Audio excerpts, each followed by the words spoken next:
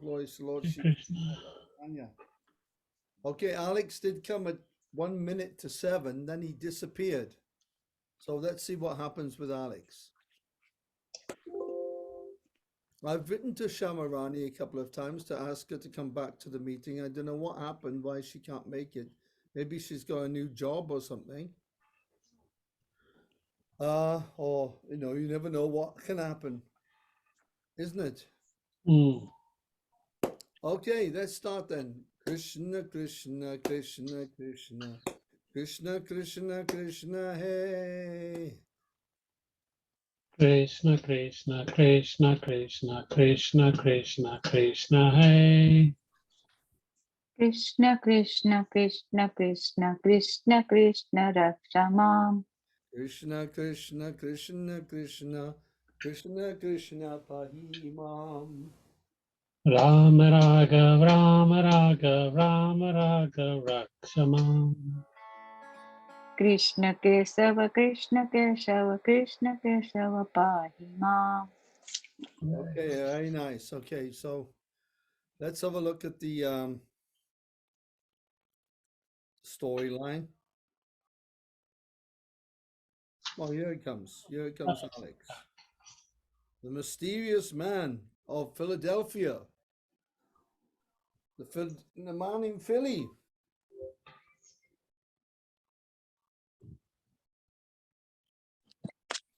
Hare Krishna. Hare Krishna, Hare Krishna. The Philadelphia experience.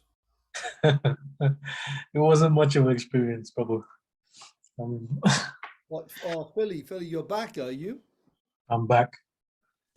Well, what is it? 9 hours to Philly? 10? Yeah. I was about 9 hours there and 8 hours back. Oh, you had the wind behind you. Yeah, we had the hurricane. What was it? Hurricane Ian, is it? Ian. Yeah, Ian. Yeah, we had Hurricane Ian to speed our journey up. Okay. Well, we are at the exciting part of what we were reading at Shivaratri in February.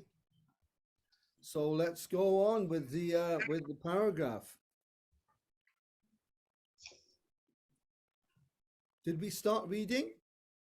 Yeah, we started chapter 62. We are 1, 2, 3, 4th paragraph in. Okay, once upon a time then. Go ahead, Alex. Okay, just give me a second. I'm just trying to find. This is 62. Okay. The meeting of the meeting of Usa and Aniruddha. The meeting of Aniruddha and Usa. Long ago. Fourth paragraph. 4th paragraph. A 4th paragraph. Okay, 1, 2, 4. Once upon a time, Banasura came to offer his respects to Lord Shiva by touching the lotus feet of Lord Shiva and his helmet, which was shining like a sun globe. He offered his obeisances unto him. While offering his respectful obeisances, Banasura said, "My dear Lord, anyone who has not fulfilled his ambition will be able to do so by taking shelter of your lotus feet, which are just like a desire tree, from which one can take anything he desires. My dear Lord, you have given me 1,000 arms, but I do not know what to do with them. They are simply a burden. I cannot use them properly in fighting, since I cannot find anyone competent to fight with me except your lordship, the original father of the material world. Sometimes I feel a great tendency to fight with my arms, and I go out to find a suitable warrior. Unfortunately, everyone flees. Knowing my extraordinary power, being baffled at not finding a match, I satisfy the itching of my arms by beating them against the mountains. In this way, I tear many great mountains into pieces." Haribol. Krishna. Well, there you Haribol. go. If you have a problem, any problem, go and tear a mountain to pieces. Okay, any mountains near you, Archana? No mountains in Hackney. Okay, Jai, go ahead. Lord Shiva realized that his benediction had become troublesome for Banasura and addressed him. You rascal, you are very eager to fight, but since you have no one to fight with, you are distressed. Although you think that there is no one in the world to oppose you, except me. I said that you will eventually find such a competent person. At that time, your days will come to an end, and your flag of victory will no longer fly. Then you will see your false prestige smashed to pieces. Oh, there we are. This is Lord Shiva's special blessing now to Panasora, that he will lose his false prestige. What a great blessing. It seems like he's cursing him, you see. It seems like it's a bad thing going down here, but to have your false prestige erased means that your ahankar has been taken out. Once the ahankar is taken, we have darshan, we have the experience of Bhagwan. So it's actually he's blessing him here. Go ahead, Archana. Hare Krishna, thank you. After hearing Lord Shiva's statement, Banusara, who was very much puffed up with his power, became elated that he would meet someone able to smash him to pieces. Banasura then returned home with great pleasure, and he always waited for the day when the suitable fighter would come to cut down his strength. He was such a foolish demon. It appeared that foolish demonic human beings, when unnecessarily overpowered with material opulences, want to exhibit these opulences, and such foolish people feel satisfaction when these opulences are exhausted. The idea is that they do not know how to expend their energy for right causes, being unaware of the benefit of Krishna consciousness. Actually, there are two classes of men. One is Krishna consciousness, the other one is non-Krishna conscious. The non-Krishna conscious men are generally devoted to the demigods, whereas the Krishna consciousness men are devoted to the Supreme Personality of Godhead. Krishna consciousness person utilize everything for the service of the Lord. The non-Krishna consciousness person utilize everything for sense gratification. And Banasura is perfect example of such a person. For his own satisfaction, he was very eager to utilize his extraordinary power to fight. Not finding any combatant, he struck his powerful arms against the mountain, breaking them to the pieces. In contrast to this, Arjuna also possessed extraordinary powers for fighting, but he utilized them only for Krishna. Okay, so that's very nice. Example of the what the devotee and the asura, the asuric people, they're very attracted to fruitive activity because they're self-centered, and the Krishna conscious person is God-centered and has evolved spiritually to understand that their real interest is Vishnu. Dharmam tu sakshat bhagavatam itam. This is that Vishnu is our own self-interest. If we want to be really self-interested, then we worship Lord Vishnu or Lord Krishna. This is explained there in Bhagavad Gita as well, in different places. Okay, so let's welcome Chana Ravinda Prabhu. Haribo. Haribo, Hare Krishna. Hare Krishna, Hare Krishna. Can anyone Thank share? you. Can anyone share the online with him? He still hasn't got his Krishna book yet. No, He's awaiting. He's awaiting it to arrive in the post one day.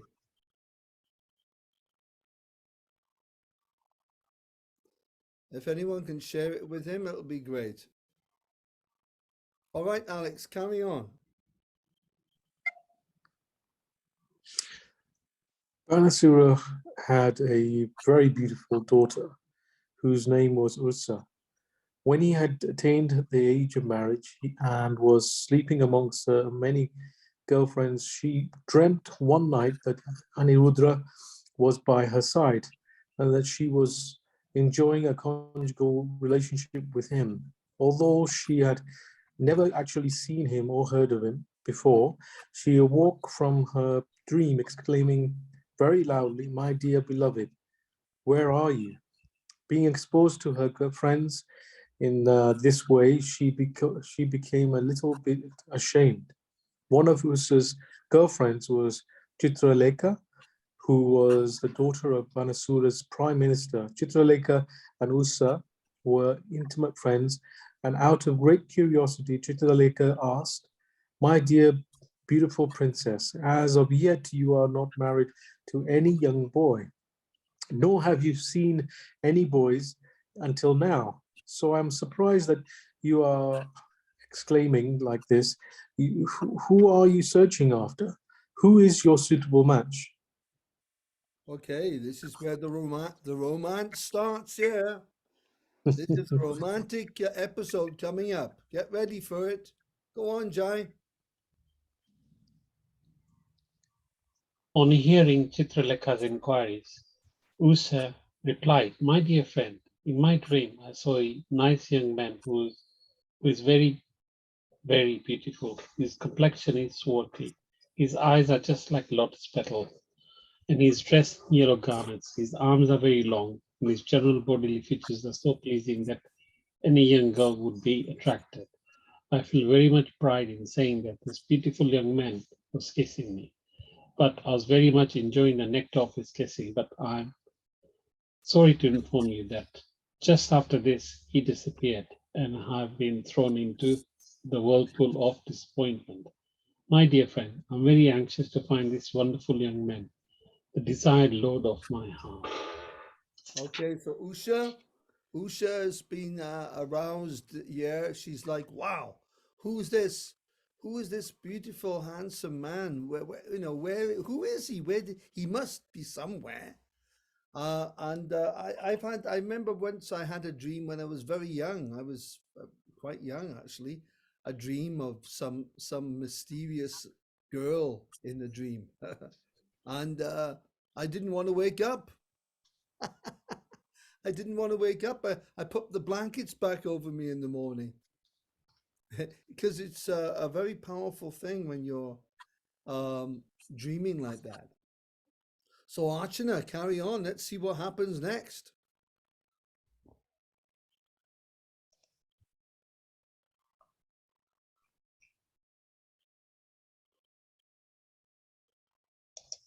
Sorry.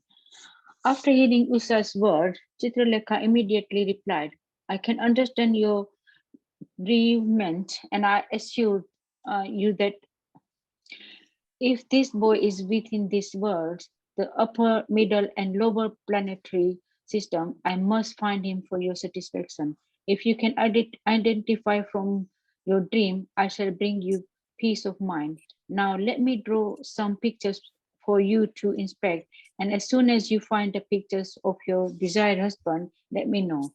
It doesn't matter where is he. I know the art of bringing him here. So as soon as you identify him, I shall immediately arrange for it." Oh Wow. wow, that this is a a very unusual situation. Usually the boys are chasing the girls, but this time she's gonna send a friend to kidnap him. Hey, this would be a great Hollywood story. This would be great, even Bollywood or Hollywood. I mean, everyone loves these stories, and this is life. This All these things happen in relation to Krishna as well. But in relation to Krishna, these romantic episodes, there's purity there. The purity is there, and that's because they're connected with Krishna. That's all. When we connect to Krishna, even these Arjuna, he was once kidnapped by Ulupi. Who knows who Ulupi is? He was kidnapped. I, He was just innocently drinking some water at the river, and suddenly he was kidnapped by this. A lady came along and grabbed him. Who knows who she is? It's in the Mahabharata, the story. Unupi is the princess of the Nagas, and they were living in the water, in the river, and she took him in the river down to the Naga kingdom, and he was it must have been below the water, some cave or some place, but he was married. He got married down there. The extraordinary things going on here. Okay, let's welcome Jigna. Hare Krishna, Jigna. Narendra Prabhu, I've put the link on there for where we are. There you go, Prabhu. We're on paragraph 10 from the start. Paragraph 10, look. And what's the starting of it? It is chapter 62, and it's the meeting of Usa and Aniruddha. Yeah. How does it start? Oh, don't worry about that. You just find it as we're going along, and then you can join in. Meeting of Aniruddha and Usha, which Let's caused a great fight between Carry Lord. on then. Carry on, Alex, from here. Carry on, and Chandravinda will catch the reading. Okay, Hare Krishna. Chitraleka, while talking, began to draw many pictures of the demigods inhabiting the high planetary systems. Then pictures of the Gandhavas, Siddhas, Charanas, Pranagas, Daityas, Vidyaryas, and Yakshasa, as well as many pictures of human beings. The statements of Srimad Bhagavatam and other Vedic literatures prove definitely that on each and every planet, they are living entities of different varieties. Therefore, it is foolish to assert that there are no living entities but those on this earth. Chitraleka drew many pictures. Among the human beings she drew were the members of the Vrishni dynasty, including Vasudeva, the father of Krishna, and the Surya Sena, the grandfather of Krishna, Sri Balaramaji, Lord Krishna, and many others. When Usa saw the pictures of Pradyuma, she became a little bashful. But when she saw the picture of Aniruddha, she became so bashful that she immediately lowered her head and smiled. Having found the man she was seeking, she identified the picture to Chitraleka as that of the man who had stolen her heart. Hare Krishna. So there we are. This is it now. Now here comes the trouble. Here comes trouble. She's found him. She's found him out. She's found him on Facebook.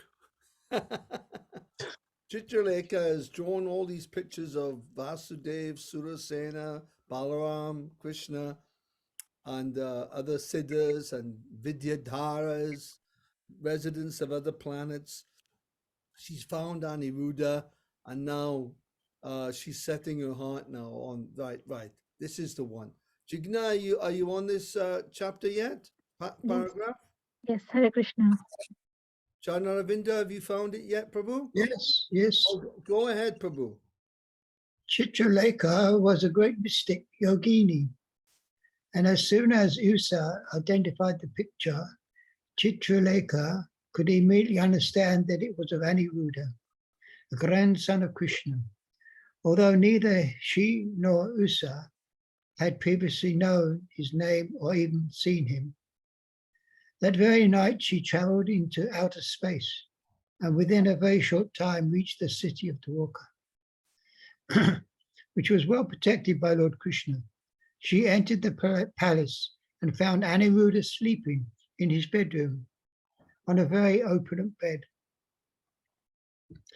Chitraleka, by her mystic power, immediately brought Aniruddha in that sleeping condition to the city of Sanitapura, so that Usa might see her desired husband. Usa immediately bloomed in happiness and began to enjoy the company of Aniruddha with great satisfaction. So this yogini had powers to lift the Aniruddha somehow and bring him back. So she may have had the mechanism for that. There's different vimanas. There's different ways of traveling by mantras, or she may have gone there by another method. But it was all due to yogic siddhi, yoga siddhi perfections. So remember now that it's not Usa, it's Usha. The name isn't Usa, it's Usha. And particularly Ursh, Ursha, Usha, Usha. Usha. because it's the middle sha. But it's definitely not Usa. So no more Usha. Usa, no more Usas, please. Carry on, Jigna.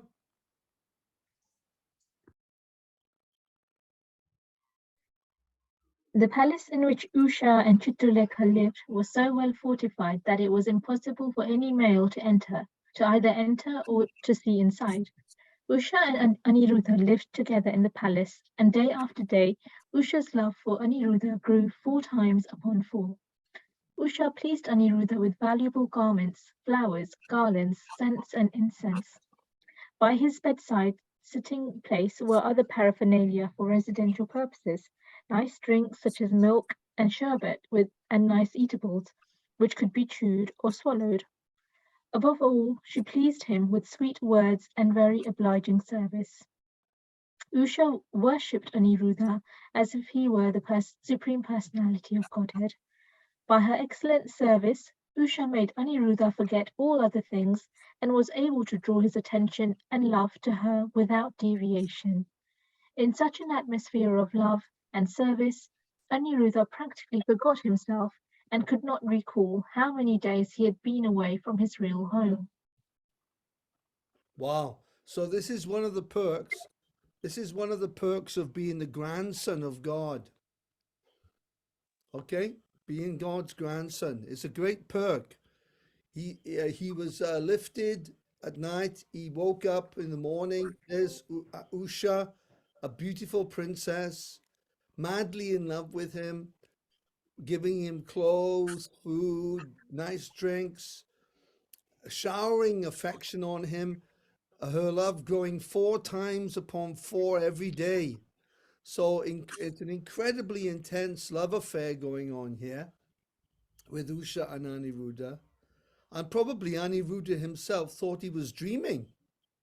He may have, because he was asleep, So he may have even thought, wow, I'm still dreaming. This can't be true. This is just too good. Okay, let's carry on with Jai here. In due course of time, Usha exhibited some bodily symptoms by which it could be understood that she was having intercourse with a male friend. The symptoms were so prominent that her actions could no longer be concealed from anyone. Usha was always cheerful in the association of Aniruddha, and she did not know the bounds of her satisfaction. The housekeeper and the guards of the palace could guess very easily that she was having relations with a male friend. And without waiting for further developments, all of them informed their master. Vanasura. In the Vedic culture, an unmarried girl having association with a male is the greatest disgrace to the family.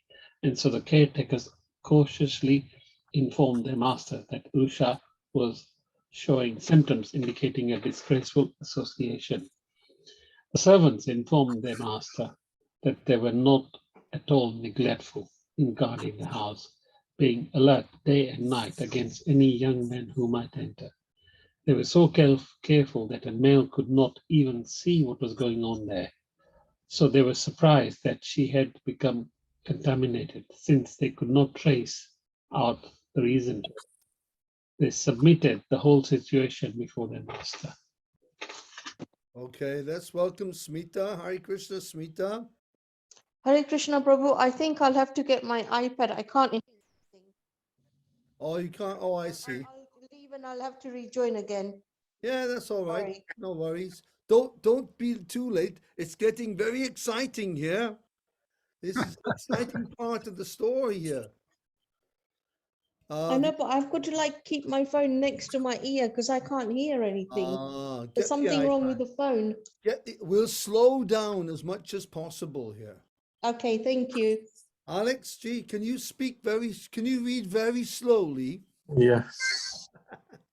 Banasura was shocked to understand that his daughter Usha was no longer a virgin maiden. This was weighed heavily on his heart, and without delay, he rushed towards the palace where Usha was living. There he saw that Usha and Aniruddha were sitting together and talking. They looked very beautiful together. Aniruddha, being the son of Pradyumna, who was Cupid himself. Banasura saw his daughter and Aniruddha as a suitable match. Yet, for family prestige, he did not like the combination at all. Banasura could not understand who the boy actually was. He appreciated the fact that Usha could not have selected anyone in the three worlds more beautiful. Aniruddha's complexion was brilliant and swarthy. He was dressed in yellow garments and had eyes just like lotus petals. His arms were very long and he had nice curling bluish hair. The glaring rays of his glittering earrings and the beautiful smile on his lips were certainly captivating. Still, Banasura was very angry. Hare Krishna. Yes, he was very, very upset. It's understandable. It's difficult because you think, wow, what a catch. What a catch. Ausha, he got a good one there. But this is not the right way to go about it. Why wasn't I informed? So here we have the angry father scenario. Go ahead, Archana, with the angry father scenario. When Banusara saw him, Anuruddha was engaged in playing with Usha. Aniruddha was nicely dressed, and Usha and had garlanded him with various beautiful flowers. The reddish kumkuma powder put on the breast of women was spotted here and there on the garland, indicating that Usha had embraced him. Banasura was struck with wonder that even in his presence, Anuradha was peacefully sitting in front of Usha. Anuradha knew, however, Aniruddha knew, however, that his would-be father-in-law was not at all pleased, and that he was gathering many soldiers in the palace to attack him. Yes. Yeah, Aniruddha knew that he was there. Aniruddha wouldn't be a normal, ordinary person. He's the son of Pradyumna, who is actually Kamadev, and he's the grandson of Lord Krishna. So these are celestial, very celestial and empowered beings with a lot of natural siddhis, yoga siddhis. So he would be very aware of the situation, but he was completely fearless and had no problem at all with his would-be father-in-law. Okay, Chana Ravinda Prabhu. Thus, not finding any other weapon, Aniruddha took hold of a big iron rod and stood up before Banasura and his soldiers. He firmly took a posture indicating that if attacked, he would strike all the soldiers down to the ground with the iron rod. Banasura and his company of soldiers saw that the boy was standing before them, just like the superintendent of death with his invincible rod. Now, under the order of Banasura, the soldiers from all sides attempted to capture and arrest him. When they dared to come before him, Aniruddha struck them with the rod, breaking their heads, legs, arms, and thighs, and one after another they fell to the ground. He killed them, just as the leader of a pack of boars kills barking dogs, one after another. In this way, Aniruddha was able to escape the palace. Okay, go ahead, Jigna.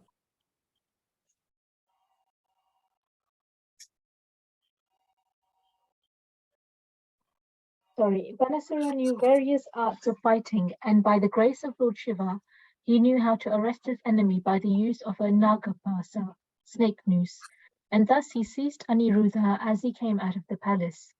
When Usha received the news that her father had arrested Aniruddha, she was overwhelmed with grief and confusion. Tears glided down from her eyes, and being unable to check herself, she began to cry very loudly. Thus ends the Bhaktivedanta purport of the 62nd chapter of Krishna, the meeting of Usha and Aniruddha. Okay, so that chapter's finished. Now we're on chapter 63. Let's see if Smita's back yet. She's not quite ready yet. Go ahead, Jai. Hare Krishna. Chapter 63. Lord Krishna fights with Banasura. When the 4 months of the rainy season passed and Aniruddha had still not returned home, all the members of the Yadu family became very perturbed. They could not understand how the boy was missing. Fortunately, one day the great sage Narada came and informed the family about Aniruddha's disappearance from the palace. He explained how Aniruddha had been carried away to the city of Sonitapura, the capital of Banasura's empire, and how Banasura had arrested him with the Nagapasa. And even though Aniruddha had defeated his soldiers, the news was given in detail by Narada, and the whole story was disclosed. Then the members of the Yadu dynasty, all of whom had great affection for Krishna, prepared to attack the city of Sonitapura. Practically all the leaders of the family, including Pradyumna, Satyaki, Gada, Samba, Sarana, Nanda, Upananda, and Bhadra, combined together and gathered 12 Akshonis, military divisions, into phalanxes.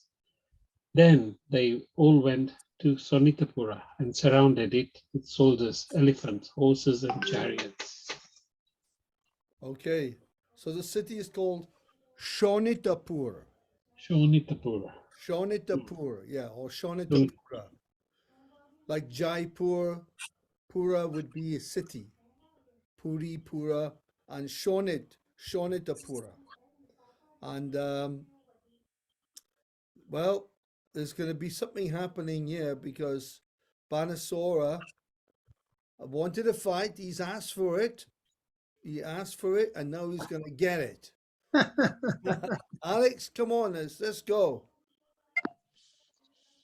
Okay, Banasura heard that the soldiers of the Yadu dynasty were attacking the whole city, tearing down various walls, gates, and nearby gardens.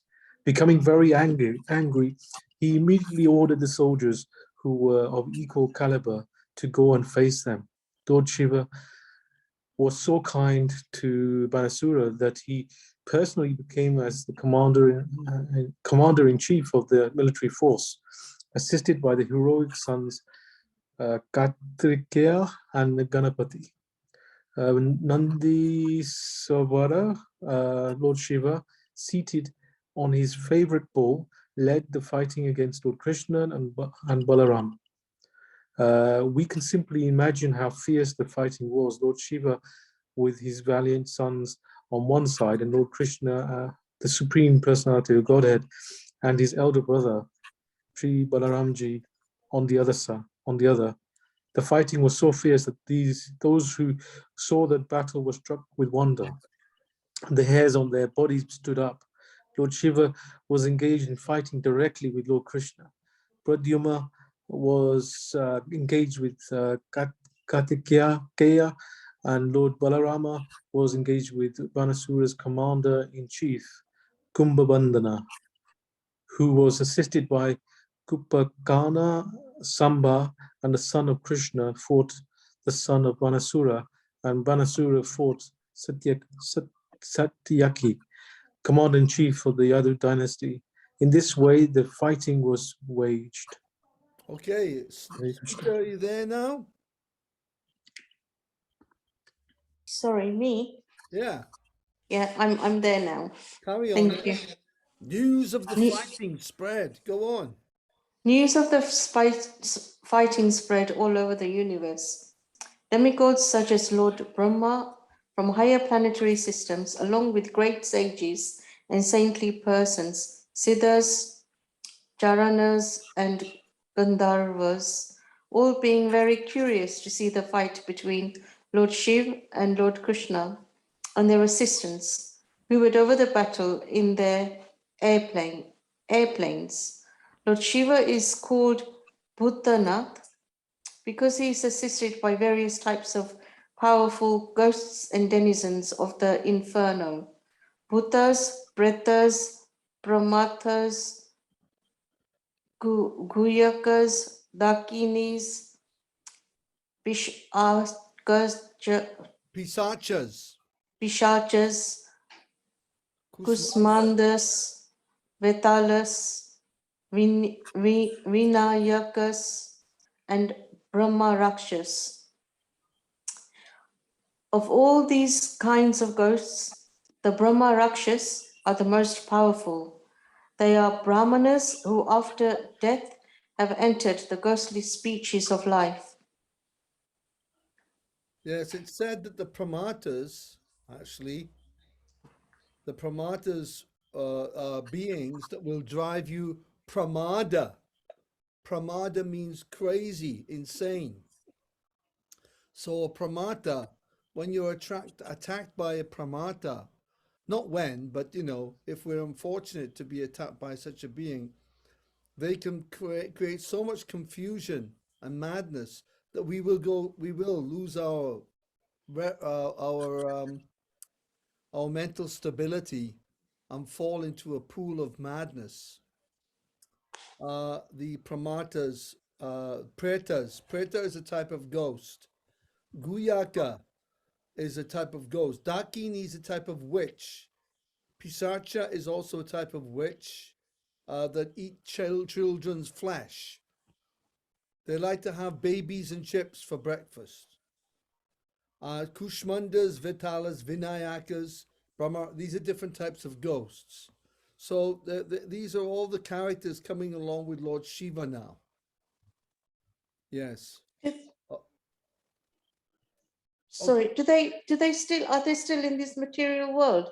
Can they do something to us as humans? Yes, of course they can. Of course. But it's said in the How Krishna do they book. come? Oh, listen, there's a big story with that. There's a big story with this, how this all goes on. But that's a big topic. That's a big topic. The main thing is that they cannot tolerate the chanting of Hare Krishna Maha Mantra and Krishna Katha. These type of beings, they like to hover around places like pubs. If you go into a public bar, you go into these places, they're infested with ghosts. From wall to wall, Prabhupada said, wall to wall ghosts in these tamasic places. Las Vegas. Las Vegas is a very ghostly place. People say Las Vegas is attractive. It's a very ghostly place, Las Vegas, because it's so sinful. Prostitution, gambling, intoxication, it's all there. All the Kali Yuga, Sin City. So these places on the subtle platform are very, very demoniac and awful. So Archana's Hare back. Krishna. Welcome back, Archana. I'm in a meeting. No problem. Would you like a hot chocolate Yes, please. and a sandwich? Okay, Jigna, carry on.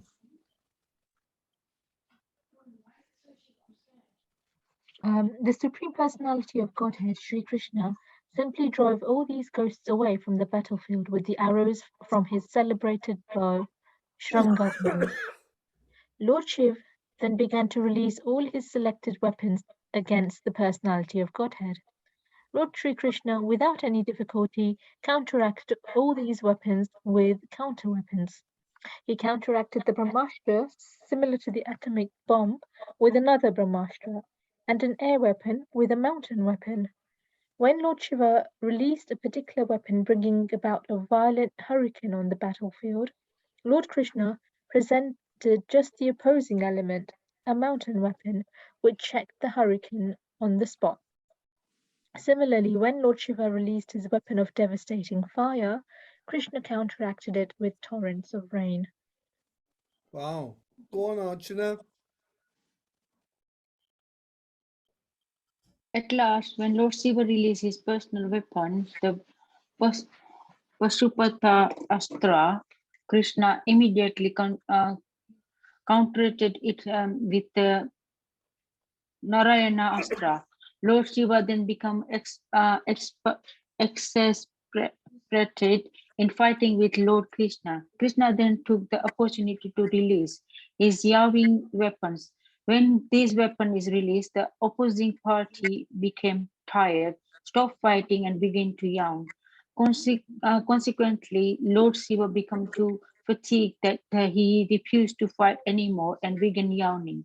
Krishna was now able to turn his attention from the attack of Lord Shiva to the effort of Banasura, and he began to kill Banasura's personal soldiers with sword and clubs. Meanwhile, Lord Krishna's son Pradyumna was fighting fiercely with Kartikeya, the commander-in-chief of the demigods. Kartikeya was wounded and his body was bleeding profusely. In this condition, he left the battlefield and without fighting anymore, rode away on the back of his peacock carrier. Similarly, Lord Wait, whoa, whoa, Balrama's whoa, whoa. Okay. Okay, carry on then.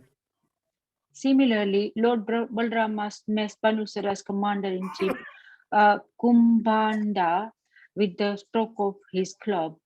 Kupakarna was also wounded in this way, and both he and Kumbhana fell on the battlefield. Kumbhanda being fatally wounded without guidance, all Banusara soldiers scattered here and there. Sorry, Prabhuji. Okay, very nice. Okay, go ahead, Jai. When Banasura saw that his soldiers and commanders had been defeated, his anger only increased. He thought it wise to stop fighting with Satyaki and Krishna's commander-in-chief and instead directly attack Lord Krishna. Now, having the opportunity to use his 1,000 arms, he rushed towards Krishna, simultaneously working 500 bows and 2,000 arrows. Such a foolish person could never measure Krishna's strength. Immediately, without difficulty, Krishna cut each of Banasura's bow into pieces, and to check him from going further, made the horses of his chariot lie on the ground, so that the chariots broke to pieces. After doing this, Krishna blew his conch shell, Panchajanya.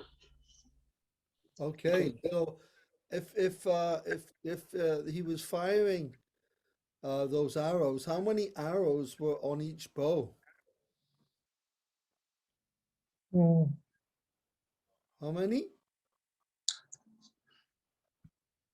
How many arrows were on each bow? Two arrows, 2 arrows? Good guess. I think 500 balls. Oh, sorry, 500 balls. Wait a minute. Now you've had a go. Shut Okay. shut out of your mouth. Thank you. Be quiet, please. No Okay, problem. anyone else can guess how many arrows? Look, the accountant's in. The accountant is there. Don't miss out on this one. Four per each bow. Each bow had 4 arrows. Can you imagine? This man's firing 500 bows he's got and 4 arrows on each bow. Now just picture that. I mean, just having one bow with 4 arrows will do my head in. That'll do my head in. That will just to see 4 arrows on a bow. This man, he has 500 bows firing 2,000 arrows. Okay. Wow, amazing. Carry on, Smita.